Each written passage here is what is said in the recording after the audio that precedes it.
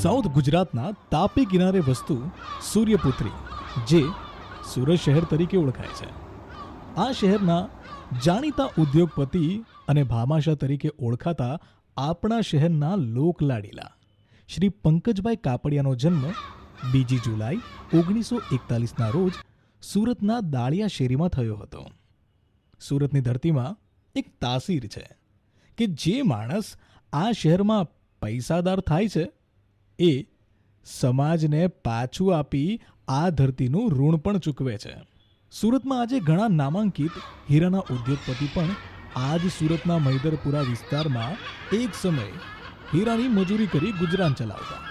આજે એમાંથી મોટા ભાગે પોતાના પગભર થયા, તો કેટલાક ઉદ્યોગપતિ બની તે પણ સમાજનું ઋણ ચૂકવવામાં બિલકુલ પાછળ નથી પડ્યા. જ્યારે શ્રી પંકજભાઈ કાપડિયા તો અસલ સુરતી, એટલે ધન તો તેઓને વારસામાં જ મળ્યું છે, પણ તેમણે તેમની મહેનતથી કમાયેલું ધન સદમાર્ગે ઉપયોગ કરી સમાજને મદદ પણ કરી છે. તો ચાલો આજે આપણે સૌ આપણા પંકજભાઈની સાથે મુલાકાત કરીએ. नमस्कार, जय श्री कृष्ण. मृगजल के सागर में तैरना है हमें कि मृगजल के सागर में तैरना है हमें, आसमानी किले में फिरना है हमें, स्वप्नों की सुनहरी दुनिया में एक अनोखा सर्जन करना है हमें, एक अनोखा सर्जन करना है हमें. જી હા મિત્રો, શહેરના જાણીતા રમતવીર, ઉદ્યોગવીર અને દાનવીર એવા આપણા શહેરના લોકલાડીલા શ્રી પંકજભાઈ કાપડિયા સાથે કેટલીક વાતો કરીશું. જય શ્રી કૃષ્ણ. જય શ્રી કૃષ્ણ. પંકજભાઈ, તમને પહેલો પ્રશ્ન એ કે તમારો જન્મ ક્યાં થયો? ઓહો, આ જ નાના ગામમાં Okay. 50,000 લાખની વસ્તી હશે, સુરત. હા. 1941. ઓકે, અને તમારા પરિવારના સ્વજનો વિશે થોડુંક પ્રકાશ પાડો. પરિવારમાં શું હોય, બહુ ખુશનુમા પરિવાર. મા બાપ સાથે મારા નાના 3 ભાઈઓ, 1 બહેન, એટલે 5 ભાઈ બહેન અને 7 જણા હતા. એવી રીતે ઉછરતા હતા. અથવા ઘર જ એવું હતું કે આજુબાજુના કેટલા છોકરાઓ બા પાસે જમવામાં કે માંગવામાં હા, કે રોજ જ કોઈ પિકનિક પર ગયા હોય, એવી રીતે જ આખી જિંદગી ચાલી ગઈ. સરસ. મોલ્લાને પિકનિક સાથે બહુ લેવા દેવા છે, બધા એક એકના. અને ત્યાં આગળ સમજો કે ચોથે ઘેરથી મારા નામની બૂમ પડે કે એ કયો એરિયા હતો ત્યાં Maidarpura. Okay Maidarpura. Okay okay Maidarpura દાળિયા શેરીમાં રહું. ઓકે. આજે બી ત્યાંના ગણપતિ 1 નંબર પર છે. જી જી, એ સુરતમાં પણ નામ છે. ત્યારથી છે બધા. એનું કારણ એક હતું કે નાનપણથી જ મારા જો પુનિત મહારાજ છે, રામ ભગત છે, બધા ત્યાંની પધરામણી થતી હતી. એટલે 24 કલાક 24 દિવસ ગણો તો વાતાવરણ ખુશનુમા જ રહેતું. સરસ. એને લીધે તેની ઇફેક્ટ આખા મોહલ્લા પર હતી. ઓકે. સારા વિચારો, સારું કરવું, કોઈને માટે કરવું. થઈ ગઈ. હું ઘણી વાર કહું છું કે ભાઈ, તમારું જમવાનું ઓછું થાય તે પહેલા કોઈને જમાડવાનું શરૂ કરી દે તો જીવનમાં કદી બી દુઃખ નહીં આવે. જી જી, જમવાનો આનંદ તમે મેળવી ક્યાં વાત છે. અને પંકજભાઈ, એવું લાગે કે શેરીઓમાં રહેવાનું વધારે, કારણ કે સિટીમાં જે મજા હતી એ હવે આપણે આ જે એરિયા હોય છે સુરત શહેરના અલગ અલગ.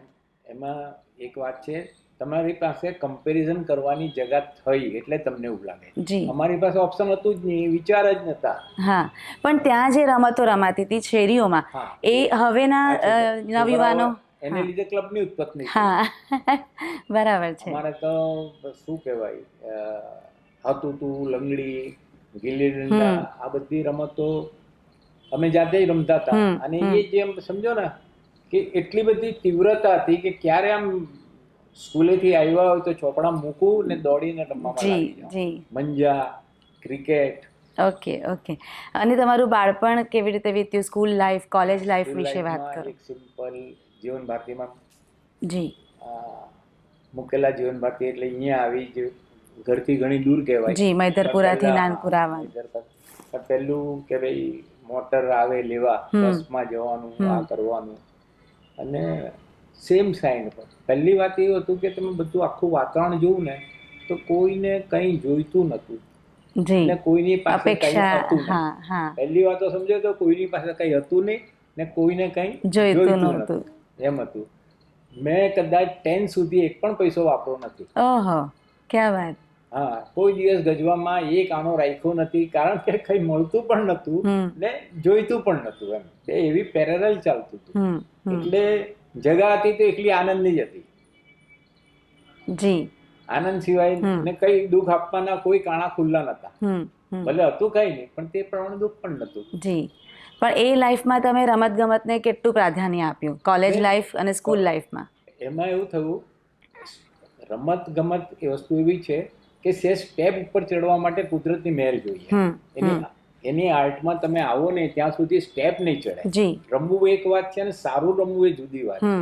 તો નાનપણથી સારું ક્રિકેટ રમતો હતું તું. એમ સમજો ને કે જીવન ભારતીમાં 5મી 6ઠી એટલે 10-11 વર્ષની ઉંમરથી હું સ્કૂલનો કેપ્ટન થઈ ગયો હતો. ક્યાં વાત હે? હા. તો બધી જ રમતનો કેપ્ટન હતો. સ્કૂલનો જ રમત ગમતનો કેપ્ટન કહેવાય. ત્યારે એવું હતું. પણ એ શોખ તમને કેવી રીતે તમારા ગળથુથીમાં? ઓકે. બાકી ઘરમાં એવું કોઈ વાતાવરણ નહોતું કે જેથી કરીને? સાથે ઘરના કોઈ વાત નથી. મમ્મી પપ્પા કોઈ રહીમાં નથી. એ લોકો એ વાત તો પાસે જ નથી આવ્યા. પણ એટલું રમાતું હતું એને લીધે સહેજ સ્ફૂર્તિ હશે મે બી. હવે એ એંગલ જ નહોતું. હરીફાઈનું એંગલ ત્યારે હતું જ નહીં. સ્કૂલમાં ગયા અને આ ગાંધી કપ અને ઓલિમ્પિક એ પ્રકારની ટુર્નામેન્ટો રમાતી, તો ભાઈ સુરત જીતા તો ફાઇનલ રમવા માટે 5મી 6ઠીમાં હું વલસાડ ગયા. તો જીવન ભારતીમાંથી તો હું આપણે શું કહેવાય સ્ટેશન પર ટ્રેનમાં મારા પપ્પા મૂકવા આવ્યા. તો ટીચરે કહ્યું કે ભાઈ તમારી છોકરો તો અમારો સ્કૂલનો કેપ્ટન છે. મારા બાબા કે કેપ્ટન તેલ લેવા ગયો તમારા પોયરાને જોજે એમ કે. એટલા નાના કેટલું તો અને એવું હકથી કહી શકે. એટલે એવું કઈ ને તમે જ ને વધારે સારું સ્કૂલમાં કે કોલેજમાં તમે રમો એના પૂરતું જ હતું. પછી એંગલ પાછું હતું કે આ શું કરશે કે એવું પણ બહુ ઓછું. તમને ખ્યાલ કરો ને? જી. અને પંકજભાઈ એવું કહેવાય, એટલે અત્યારના યુગમાં આપણે જોઈએ ને તો અત્યારના જે પણ પેરેન્ટ્સ હોય તો એ ગાંડી દોડ લગાવે કે મારો દીકરો આમાં ચેમ્પિયન બનવો જોઈએ એમાં. તો તમારા પેરેન્ટ્સ તરફથી એવું કંઈક હતું કે ના તમે આ સ્પોર્ટ્સમાં છો તો એમાં જ આગળ વધો? એવું નહોતું. અમારે ત્યાં ક્રિકેટ માટે એવું હતું કે ક્રિકેટ રમતા છોકરાના મા બાપને એમ ચિંતા રહેતી કે આને રમવામાં વધારે રસ છે અને જીવનમાં કંઈ નહીં કરશે. ઓકે. મોરારજી દેસાઈનું એક સ્ટેટમેન્ટ હતું 60માં કે આ ગાંડી રમત છે ક્રિકેટ, એ આપણી નથી, અને દેશમાં જો મત લેવામાં આવે તો વધુ મતે નહીં રમાડવી એ પાસ થાય. તમને પૂછ્યું કે કેવી રીતે, તો એક પણ લેડીઝ તૈયાર નહીં થાય દેશમાં. તો પહેલા તો એટલી કાઢી નાખો એટલે કે તમારા જેવા થોડા મૂર્ખા હશે, બાકીના મરાદો બી એમ કહેશે કે નહીં. એટલે એટલું બધું ડરના રૂપે દાખલ થઈ છે ક્રિકેટ. કારણ કે મેં નાનપણથી જોઈ છે. મેં પહેલી મેચ 1956માં 15 વર્ષની ઉંમરે બોમ્બેમાં જોઈ હતી. ઓકે. પણ તમારે એવો કોઈ સામનો કરવો પડ્યો? પેરેન્ટ્સે ના પાડી હોય ને તમને આ ગમતું હોય એવું કંઈ? That is different. મારું ઘર આ જુદું હતું. ઓકે. હા.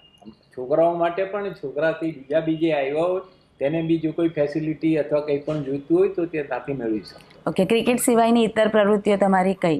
ક્રિકેટ સિવાયની બધી જ રમતનો, સુરતનો બધી જ રમતોનો કેપ્ટન રહી ચૂક્યો છું. ઓકે. અરે સોરી, કેપ્ટન નહીં, પ્રેસિડેન્ટ રહી ચૂક્યો. ક્યાં વાત હે. અને તમે બિઝનેસમાં ક્યારે ઝંપલાવ્યું, કયા યરમાં? એ સમજો કે સેકન્ડ LLB થઈ ગયો પછી કોઈ હતું નહીં, દિશા પણ નથી એટલી કામ કરવાની એમ કે ભાઈ શું કરવું શું નહીં. મેં તમને કહ્યું તે પ્રમાણે એક એવોર્ડ થાય વાત બધામાં. 48, 50 થી 70 સુધી ભારતમાં દરેક વસ્તુના એક જ ભાવ હતા. એટલે એક સાઈડ ક્લિયર હતી. ઓકે. કે આમાં દુઃખ નથી. અત્યારના દુઃખ જે આવે ત્યારે અત્યારના આપણે વાતો કરીએ છીએ તો ઘરના કામ કરવા વાળા માણસો છે ભાઈ જો આટલું થઈ ગયું, આ આટલું થઈ ગયું, તેમાં જ આપણે રોકાયેલા રહીએ છીએ.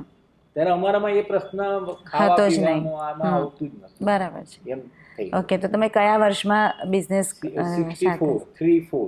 હું આપણે 64માં LLB થયો સેકન્ડ. ઓકે. અને પછી કયા બિઝનેસ તરફ આગળ વધ્યા? પપ્પાને લોકો આપણો મૈદરપરા પોલીસ સ્ટેશન સામે દુકાન હતી તે હિસાબે જતો થયો. ઓકે. તો અમારા એક ફ્રેન્ડ હતા તેને મને LIC ની એજન્સી અપાવી કે કંઈ તો આ કરો. તો એની એજન્સી લીધી. એને લીધે 1-2 મહિનામાં જ સ્કૂટર આવી ગયું. આહા. સ્કૂટર લાવીને પૈસા આવ્યા. ત્યારે સ્કૂટર, મારું પહેલું સ્કૂટર 4,200 રૂપિયાનું આવ્યું ક્યાં વાત. અને LICમાં 3 મહિનાના કામમાં મને 3200 રૂપિયા ઇનામ મળ્યું. હા એટલે 3200 ને પેલું બહુ પાસે થઈ ગયું. જી. તો ઇઝી ટુ. એટલે તમે પહેલી જે પણ કમાણી કરી એમાંથી તમે સ્કૂટર લીધું. પહેલી સ્કૂટર લીધું. ક્યાં વાત છે. અને ક્રિકેટર તરીકે તમને બધા ઓળખે છે, તો એ પાછળનું કંઈક રહસ્ય અથવા તો સ્કૂલમાં થી કોલેજમાં આવ્યો તે કોલેજમાં હું કેપ્ટન જ થઈ ગયો બીજા વર્ષે. ઓકે. કારણ કે મારી આગળના કેપ્ટન હશે જી. તે એને કોલેજ છોડી દેવી પડી હશે કોઈ બી કારણસર, એટલે હું કેપ્ટન જ થઈ ગયો ત્યાં આગળ. અને નેશનલ ચેમ્પિયનશિપ તમે જે એવોર્ડ જીત્યા છો એ વિશે પ્રકાશ. હા એ બ્રિજ 85-86માં એવું થયું કે બીજી કોઈ રમત રમાય એવું નથી. જી. આ થઈ ગયા. અને શું કહેવાય, એમ તો હું બેડમિન્ટન બી બહુ સારું રમ્યો. હું મારી જિંદગીમાં પહેલા બેડમિન્ટનની વાત કરી 1 મિનિટ. જી. તો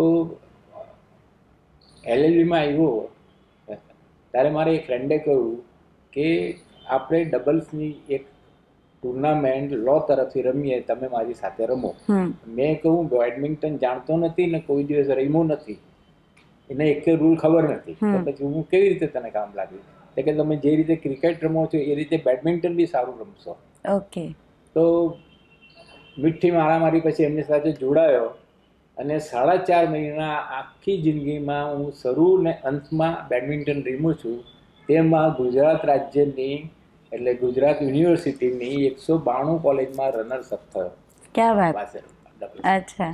તો ત્યારે પણ ત્યારના બી ફંક્શનમાં હું આ જ કહેતો હતો કે હું બહુ રાજી નહીં થઈ શકું ને નહીં થવું જોઈએ, કારણ કે કેટલા બધાને રમવાનું નથી મળ્યું. જેટલા સુરતમાં ક્લબમાં જઈ શકતા હતા અથવા કોઈ સાહેબના જજના આ પ્રકારના છોકરાઓ હતા તે ઓફિસર ક્લબમાં જઈ શકતા હતા, તેને જ બેડમિન્ટન રમવાનું મળે. બેડમિન્ટન હોલ ક્યાં મળવાનું? જી જી બરાબર. તો ઇટ ઇઝ પ્રેફરન્સ. તો એવું નહીં એવું જોઈએ કે મેં કંઈ કર્યું છે એ વાત યોગ્ય નથી એમ. ઓકે. હવે ક્રિકેટના તમે બ્રિજ તરીકે. હા. તો ક્રિકેટમાં તો નાનપણથી સારું જ રમતો હતો.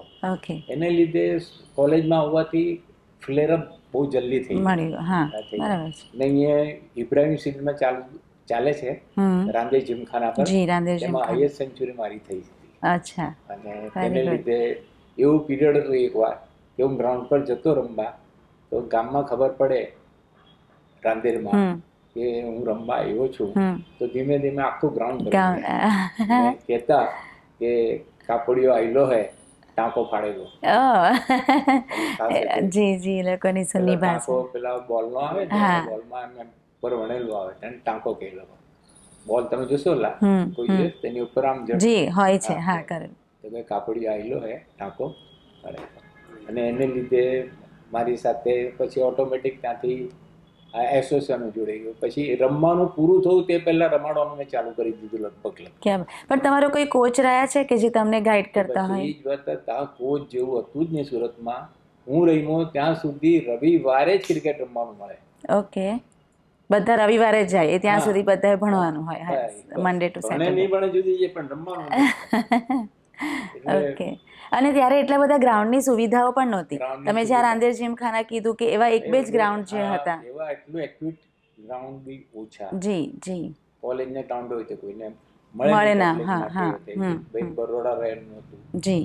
તે લોકો સારી રીતે સેવા કરી શહેરની એમ કે. ઓકે. અને બીજું પંકજભાઈ, તમને એક ભામાશા તરીકેનું જે બિરુદ, તમે જે દાનની સરવાણી વહાવો છો એ વિશે થોડો પ્રકાશ પાડશો? ના તમે કઈ કઈ સંસ્થાઓમાં તમારું યોગદાન આપી રહ્યા છો એ વિશે, જેથી કરીને બીજા લોકોને પ્રેરણા મળે કે તમે તમારી. પંકજભાઈ આ શહેરને માટે ગૌરવપદ છે અને પોતાની વર્ષગાંઠને દિવસે અને તે સાથે જ વર્ષ દરમિયાન એના ઘરે પણ કોઈ જાય તો તેને ખાલી હાથે પાછો ન મોકલનાર પંકજભાઈને હું લાખ સલામ કરું છું, વંદન કરું છું. અને જે રીતે ક્રિકેટની અંદર એમણે સેન્ચુરી મારી છે તે જ રીતે સ્વસ્થ રીતે અને તંદુરસ્ત જીવનમાં જીવીને પોતે જીવનની પણ સેન્ચુરી મારે એવી હું મારી ભગવાનને પ્રાર્થના કરું છું કે આવા વ્યક્તિત્વને ખૂબ તંદુરસ્ત રાખજો, સ્વસ્થ રાખજો અને આવાને આવા જ હસતા કૂદતા આનંદમય રાખજો, જેથી કરીને અનેકવિધ લોકોના આંસુ લૂછાય અને એ થકી અનેકવિધ લોકોને શાંતિ મળે. અને પંકજભાઈને પણ એમણે મને એક વખત કીધું કે આ બધું કરીએ છીએ શેને માટે, તો કે આંતરિક આનંદની અનુભૂતિ મેળવવા માટે. આપણે જ્યારે આવું કોઈક કામ કરતા હોઈએ છીએ, આપણી જે સંપત્તિ ભગવાને આપેલી છે તે સંપત્તિનો આ રીતે સદુપયોગ કરતા હોઈએ છીએ, ત્યારે આપણને જરૂર આંતરિક આનંદની અનુભૂતિ થતી હોય છે. અને તે આંતરિક આનંદ પંકજભાઈ ચોક્કસપણે મેળવી રહ્યા છે. અને કદાચ તમને નવાઈ લાગશે કે આજના જમાના પણ પંકજભાઈ મોબાઈલ વાપરતા નથી. આજે પણ એમના જે ફોન આવે છે તે આપણી જે સરકારી લાઈન છે તે સરકારી લાઈન પર જ એમનો ફોન છે. એ પોતે મોબાઈલ નથી વાપરતા, વોટ્સઅપ નથી વાપરતા, પણ દરેક વસ્તુનું એમની પાસે નોલેજ છે. અને તમે જાઓ તો દરેક સબ્જેક્ટ પર એ તમારી સાથે ડિસ્કશન કરી શકે. તો આવા પંકજભાઈને આપણે ખૂબ ખૂબ અભિનંદન કરીએ, શુભેચ્છા પાઠવીએ, ભગવાનને પ્રાર્થના કરીએ કે એઓ હંમેશા ખૂબ તંદુરસ્ત, સ્વસ્થ રહે અને આવા સારા સારા કામો સમાજ માટે, પોતાના આજુબાજુના કૌટુંબિક વ્યક્તિઓ છે તે લોકોની સાથે હળીમળીને ખૂબ શાંતિમય જીવન જીવે એવી પ્રભુને પ્રાર્થના સાથે મારી વાણીને વિરામ આપું છું. શ્રી પંકજભાઈ સુરત શહેરના ખૂબ મોટા દાનવીર છે. પોતાના જન્મદિવસે વર્ષો વર્ષ જેટલી ઉંમર થઈ એટલા લાખ રૂપિયાનું દાન કરવું એ કોઈ નાની સૂની વાત નથી. આવું કામ તો કોઈ વિરલા જ કરી શકે. ધન અને સંપત્તિ તો ઘણા લોકો પાસે હોય છે, પરંતુ છૂટે હાથે એ જરૂરિયાતમંદ લોકો સુધી પહોંચાડવાનું કામ આવા શ્રી પંકજભાઈ જેવા જૂજ વ્યક્તિઓ કરી શકે છે.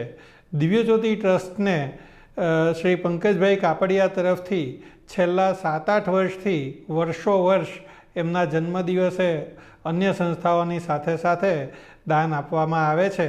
અને હાલ તો અમે જે અમલસાડી ખાતે એક નવું કેમ્પસ બનાવી રહ્યા છીએ એને માટે પણ શ્રી પંકજભાઈ તરફથી અમને દાનરૂપે સહાય પ્રાપ્ત થઈ છે.